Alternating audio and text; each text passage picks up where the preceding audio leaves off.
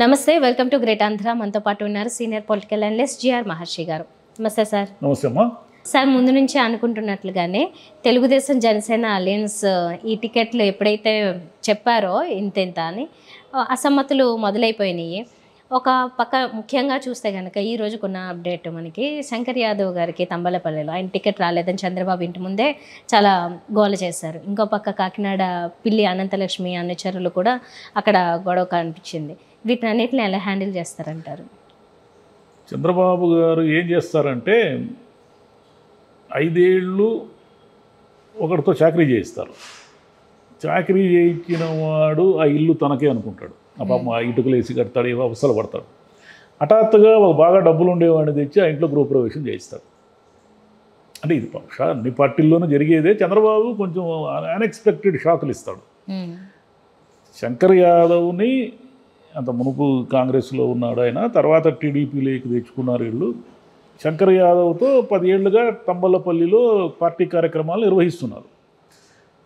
అక్కడ ద్వారకనాథ్ రెడ్డిని తట్టుకోవడము, YCP MLA Peddireddy గారి తమ్ముడిని తట్టుకోవడం కొంచెం కష్టము. అయినా సరే శంకర్ యాదవ్ ఏదో తన తిప్పులు తాను పడినాడు. ఇప్పుడేమో హఠాత్తుగా ఏమిటంటే శంకర్ని పక్కన పెట్టేసి ఎవరో జయచంద్రారెడ్డి అనే ఆయన్ని తెచ్చారు. జయచంద్రారెడ్డి ఎవరో కాదయ్యా, ఆయన పెద్దిరెడ్డి అనుచరుడు. మీరు పెద్దిరెడ్డి అనుచరుడికి తంబలపల్లి టికెట్ ఇస్తే ఆయన ఎట్లా గెలుస్తాడు? ఆయన పెద్దిరెడ్డి తమ్ముడిని ఎలా ఓడిస్తాడు? ఇదంతా ప్రాక్టికల్ ఇంపాసిబుల్, మీరు పునరాలోచించుకోండి అని శంకర్ యాదవ్ అనుచరులు వాళ్ళందరూ కూడా అక్కడ పెద్ద గోల చేశారు ఈరోజు టీడీపీ అది చంద్రబాబు నాయుడు గారి ఇంటి ముందర. మరి శంకర్ యాదవ్ని బుజ్జగిస్తాడా, శంకర్ యాదవ్కి మళ్ళీ టికెట్ ఇస్తాడా అనేది మనం తెలియదు. కానీ శంకర్ యాదవ్కి అయితే ఇంక రానట్టే. శంకర్ యాదవ్ తిరుగుబాటు చేయడము లేదా వైసీపీలో చేరడము ఇలాంటివి ఏవో చేస్తాడు. లేదంటే ఆయన బెంగళూరులో తన రియల్ ఎస్టేట్ వ్యాపారాల్లోకి వెళ్ళిపోతాడు. అదేం తంబలపల్లి ఏం పెద్ద సమస్య కాదు. తంబలపల్లి టీడీపీ గెలవడం కూడా అంత ఈజీ ఏం కాదు.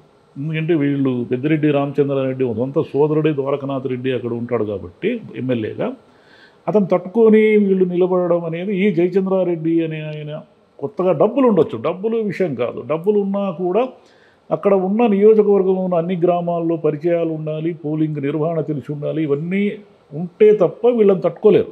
మరి వ్యూహం ఏంటి సార్? అంటే ఆయన అనుచరుడికి ఇక్కడ వీళ్ళు అంటున్నారు, శంకర్ యాదవ్ వాళ్ళు అంటున్నారు. కానీ సామాజిక వర్గం కూడా చంద్రబాబుకి అది మరి తెలిసే. అంటే ఒకటి జయచంద్రారెడ్డి అనే దగ్గర బోలెడు డబ్బులు ఉన్నాయి, ఆయన పార్టీకి భారీగా నిధులు ఇచ్చాడు అనేది ఒక టాక్.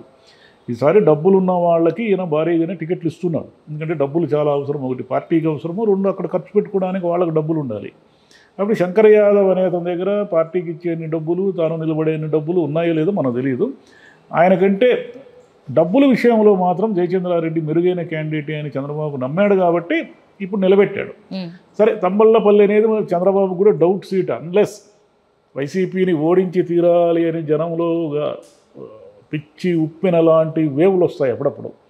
అలాంటి వేవ్ ఏవైనా వస్తే వైసీపీని ఎవరు కాపాడలేరు. కానీ ఇప్పటి వరకు అయితే మనకు ఆ వేవ్ ఏమి ఉన్నట్టు దాఖలాలు లేవు. ఎన్నికల నోటిఫికేషన్ తర్వాత కానీ పల్స్ మనకు అర్థం కాదు. నిజంగా వీళ్ళందరూ ఓని ఊదరగొడుతున్న వ్యతిరేకత ఉందా, లేదా జగన్కి సంబంధించిన పథకాల లబ్ధిదారులు కానీ ఆయనకు సంబంధించిన ఒక స్థిరమైన ఓట్ బ్యాంక్ ఉంది, వాళ్ళందరూ కూడా సాలిడ్గా జగన్ వైపే ఉన్నారా అనేది తేలడానికి కొంచెం టైం పడుతుంది. ఇప్పటికైతే ఈ టైట్గా ఉంటుంది ఫైట్ అనే వరకే మనకు అర్థమవుతుంది. కానీ ఎవరు పై చేయిలో ఉంటారనేది ఇంకా క్లారిటీ లేదు. కానీ బేసిక్గా తంబలపల్లిలో ద్వారకనాథ్ రెడ్డిది పై చేయి ఈ రోజుకైతే. జయచంద్రారెడ్డి ఆ నియోజకవర్గం అంతా తిరిగి ఎప్పటికీ తన వైపుకు తిప్పుకుంటాడు. ఇదంతా కొంచెం కష్టమైన వ్యవహారం కాబట్టి అక్కడ ఒకటి. కాకినాడ రూరల్లో ఏం జరిగిందంటే అక్కడ పంతం నానాజీ గారికి జనసేన తరఫున ఇచ్చారు. అక్కడున్న అనంతలక్ష్మి గారు వాళ్ళు ఇప్పుడు ఏదో వాళ్ళకి సంబంధించిన వాళ్ళు గొడవ జరుగుతూ ఉంది. కళ్యాణదుర్గం, అనంతపురం జిల్లాలో కళ్యాణదుర్గంలో కూడా సేమ్ ప్రాబ్లం ఉంది.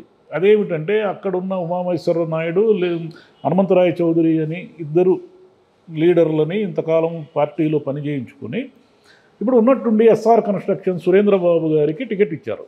సురేంద్రబాబు గారు తెలుగుదేశంలో గట్టిగా పనిచేసిన దాఖలాలు అయితే లేదు. వీళ్ళు ఏమంటారంటే ఇంతకాలం మాతో పనిచేయించుకొని నువ్వు హఠాత్తుగా ఎవరినో కొత్త అభ్యర్థి డబ్బులు ఉన్నాయని తీసుకొచ్చి ఇచ్చావే, మరి మేము ఇంతకాలం అంటే ఈయన ఏమంటాడు, ఎమ్మెల్సీ ఇస్తాను, మీకు పార్టీ అధికారం లేకొస్తే అది చేస్తా ఇది చేస్తా అంటారు. పార్టీ అధికారం లేకొచ్చినాక ఈయన అందరికీ హామీలు ఇస్తున్నాడు ఎమ్మెల్సీ అని. ఎంతమందికి ఎమ్మెల్సీలు ఇస్తాడు ఈయన? అది ప్రాక్టికల్గా కష్టం కదా. ఇక మనం అనుకున్నట్టుగానే సీనియర్ నాయకులు బుచ్చయ్య చౌదరి, గంటా శ్రీనివాసరావుల పేర్లు లిస్టులో లేదు. బుచ్చయ్య చౌదరి ప్రాబ్లం ఏమిటంటే అక్కడ కందుల దుర్గేష్ అనే అతన్ని రాజమండ్రి రూరల్లో జనసేన నాయకుడు పవన్ కళ్యాణ్ ప్రకటించేశాడు. ప్రకటించేసిన తర్వాత ఇప్పుడు కందుల దుర్గేష్ పరిస్థితి ఏమిటి అంటే మరి బుచ్చయ్య చౌదరికి ఇస్తే ఇది నిడదవోలుకి వెళ్ళాలి. కందుల దుర్గేష్ నిడదవోలుకి వెళితే మరి ఆయన అక్కడ గెలుస్తాడా లేదా అనేది ఒక క్వశ్చన్. బుచ్చయ్య చౌదరి ఏమిటంటే ఆయనకు 77 ఏళ్ళు, ఇది ఆఖరి ఎన్నికల బాబు, నాకు ఈసారి ఒకసారి అవకాశం ఏంటంటే ఆయన పక్కన పెట్టారు. ఆయనకి ఇస్తారో లేదో తెలియదు. అది పవన్ కళ్యాణ్ మాట చెల్లుబాటు అయితే, అంటే పవన్ కళ్యాణ్ మాట ఏం చెల్లుబాటు అవుతున్నట్లు లేదు. చంద్రబాబు ఏం చెప్తే అది ఆయన ఓకే అంటున్నాడు. ఆ లెక్కన ప్రకారం అయితే చంద్రబాబు బుచ్చయ్య చౌదరికి ఇవ్వాలని డిసైడ్ అయితే ఈయన నిడదవోలుకి వెళ్తాడు. లేదు బుచ్చయ్య చౌదరిని పక్కకు తప్పించాలని డిసైడ్ అయితే ఈ కందుల దుర్గేష్ వచ్చి ఇక్కడికి వస్తాడు, రాజమండ్రి రూరల్కి వస్తాడు. అట్లనే గంటా శ్రీనివాసరావు గారికి ఏమిటంటే ఆయన భీమిలిలో పోటీ చేయాలని ఆయన ఉద్దేశం. ఆయనకేమో చీపురుపల్లి ఇస్తామంటున్నారు, అది ఆయనకి ఇష్టం లేదు. ఇంకా వేరే ఆయనకి సజెస్ట్ చేశారు కానీ నాకు వద్దంటున్నాడు ఆయన. అదేవిధంగా దేవినేని ఉమాకి కూడా అదే సమస్య ఉంది. ఆయన కూడా ఏదో వచ్చాడు, కాస్త ఏదో మీరు ఎట్లా చెప్తే అట్లా వింటాను అన్నట్టుగా వార్తలు వచ్చాయి కానీ ఆయన ఏదో అలిగి వెళ్ళిపోయాడు అన్నట్టుగా కూడా వస్తున్నాయి వార్తలు. ఇక వెళితే ఇంకెవరంటే కీలకమైన సీటు తెనాలిలో నాదెండ్ల మనోహరు, ఈయన పవన్ కళ్యాణ్కి ముఖ్యమైన వ్యక్తి కాబట్టి జనసేన కేటాయింపుల్లో నాదెండ్ల మనోహర్ పోటీ చేస్తాడనే క్లారిటీ అందరికీ ఉంది. మరి ఇంతకాలం పార్టీకి పనిచేసిన ఆలపాటి రాజేంద్ర ప్రసాద్ పరిస్థితి ఏంటి? ఆయన పిలిపించి ఉద్యోగించాడు చంద్రబాబు. ఉద్యోగిస్తే నీకు ఏదో అది ఇస్తా, ఎమ్మెల్సీ ఇస్తా, ఇది ఇస్తా అన్నాడు కానీ ఆయన ఏదో కొంత నాకు కావాలంటే వేరే నియోజకవర్గం ఇవ్వండి, తెనాలి కాకపోతే అనే ధోరణిలో ఆయన మాడుతున్నాడు. ఇది ఇప్పుడు అసలు సమస్య ఎక్కడ వస్తుందంటే పవన్ కళ్యాణ్ ప్రకటించిన సీట్లే 5. ఇక్కడ అనకాపల్లిలో కూడా గొడవ ఉంది. అనకాపల్లిలో కూడా అక్కడున్న తెలుగుదేశం నాయకుడు వచ్చి చంద్రబాబుతో కలిసి ఏదో కొంచెం అనీజీగా వెళ్ళినట్టు సమాచారం. ఎందుకంటే అక్కడ కొనతాల రామకృష్ణకి ఇచ్చారు ఈ జనసేన అభ్యర్థిగా. ఈయన ప్రకటించిన 5 సీట్లకే ఇంత గొడవ నడుస్తూ ఉంటే ఒకవేళ 24కే ఈయన్ని పరిమితం చేయదలుచుకుంటే ఇంకా 19 సీట్లు ఉన్నాయి. 19 సీట్లలో ఎన్ని గొడవలు ఎన్ని గలాటాలు జరుగుతాయి. ఇంకా బీజేపీ వాళ్ళు ఒకవేళ వస్తే ఈయన ఏమిటంటే మనకు చాలా మనం ఈ మధ్య మాడుకున్నట్టు కానీ క్లియర్ కట్ మెసేజ్ ఇచ్చాడు. ఏమిటంటే మీకు 8-10 సీట్ల కంటే ఇవ్వను, మీరు వస్తే అది మీ ఇష్టం తేల్చుకోండి అని. పవన్ కళ్యాణ్ ఇంతకాలం ఉన్నటువంటి పవన్ కళ్యాణ్కి 24 ఇచ్చినప్పుడు ఉన్నట్టుండి బీజేపీ వాళ్ళు వస్తే వాళ్ళకు 30 ఇవ్వడు కదా. 30 ఎలా ఇస్తాడు? జనసేన వాళ్ళు ఊరుకుంటారా 30 సీట్లు ఇస్తే? కాబట్టి 8-10 దగ్గర బీజేపీని కట్టడి చేస్తాడు, 1-2 ఎంపీ సీట్లు. ఆ బీజేపీ సీట్లు ఈ పవన్ కళ్యాణ్ సీట్లు కలిస్తే ఒక 35 సీట్లు, ఒక ఎంపీ సీట్లు 4-5 వదులుకోవాల్సి వస్తుంది. ఇక్కడ మళ్ళీ ఎన్ని కుమ్మలాట్లు ఎన్ని గొడవలు జరుగుతాయి అనేది అదొక సమస్య. కాబట్టి ఎవరు వైసీపీలో ఏదో కుమ్ములాట్లు అని ఇంతకాలం ఉన్నారు కదా, వీళ్ళేం అతీతులేం కాదు. ఇంకా పవన్ కళ్యాణ్ ఇంకా సీట్లు ప్రకటించే కొద్దీ సమస్యలు వస్తాయి, పవన్ కళ్యాణ్ కూడా సమస్యలు వస్తాయి. పవన్ కళ్యాణ్ మీద 2 విమర్శలు ఉన్నాయి ఇప్పుడు. ఒకటి ఏమిటంటే చంద్రబాబుయే ముందు నుంచి పవన్ కళ్యాణ్తో అలయన్స్ అని అనుకున్నాడు. నీకు బాగా గుర్తు చేసుకుంటే వెనకటికి ఆయన అనేవాడు కదా, మాది వన్ సైడ్ లవ్, ఆయన ఏమి పవన్ కళ్యాణ్ అనడం లేదని. మరి ఆ పరిస్థితుల్లో పవన్ కళ్యాణ్కి ఇంకా బేరం చేసే శక్తి ఉన్నా కూడా ఇతను లొంగిపోయాడు అనేది. 2 మళ్ళీ కాపుల ఆకాంక్షలకు ఈయన గండి కొట్టాడు అనేది. ఇప్పుడు కాపులకు ఎన్ని సీట్లు ఇస్తారు అనేది ఒక క్వశ్చన్. కాబట్టి పవన్ కళ్యాణ్ లొంగిపోయాడు, పవన్ కళ్యాణ్ అనవసరంగా రాజీ పడిపోయాడు అనే ఒక ఇదైతే వచ్చింది. కానీ ఇంకొక కోణంలో నుంచి కూడా దాన్ని చూడొచ్చు. ఇప్పుడు పవన్ కళ్యాణ్ రాజీ పడకుండా ఆయనకు ఆప్షన్ ఏముంది? పవన్ కళ్యాణ్ రాజీ పడినాడు కరెక్టే, పవన్ కళ్యాణ్ లొంగిపోయాడు, కాపుల ఆకాంక్షలకు గండి కొట్టాడు, ఓకే అదంతా నిజమే అనుకున్నాను. ఆయనకి సెకండ్ ఆప్షన్ ఏమైనా ఉందా?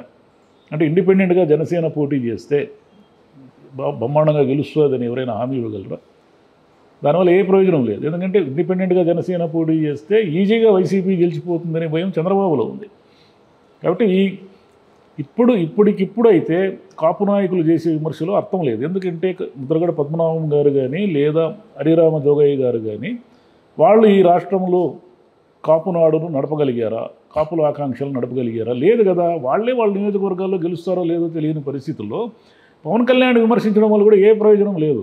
పవన్ కళ్యాణ్ ఇప్పుడున్న పరిస్థితుల్లో రాజీ పడకుండా, అందులో చంద్రబాబు నాయుడు లాంటి మేధావితో, చాణక్యుడితో, ఇప్పుడు చూడండి మీకు వచ్చే 19 సీట్లలో కూడా చంద్రబాబు నాయుడు చాలా సెలెక్టెడ్గా సీట్లు ఇచ్చి తనకు అనుకూలమైన మనుషుల్ని ఆడ నిలబెడతాడు. కాబట్టి ఈ గేమ్లో పవన్ కళ్యాణ్ ఒక పావు మాత్రమే. ఆయన తన తెలివితేటలను ఉపయోగించే అవకాశము లేదు, ఆ ఆప్షను లేదు ఆయనకి. చూద్దాం సార్, మనకి ఇంకా డిస్కస్ చేసుకోవడానికి చాలా ఉంది. అంటే చాలా అసమ్మతులు ఇలా వస్తూనే ఉంటారు. ఇంకేమేమి జరుగుతాయో చూద్దాము, ఎలా డీల్ చేస్తారో కూడా చూద్దాం ఎన్నికల నాటికి. Thank you sir. Thank you అమ్మా.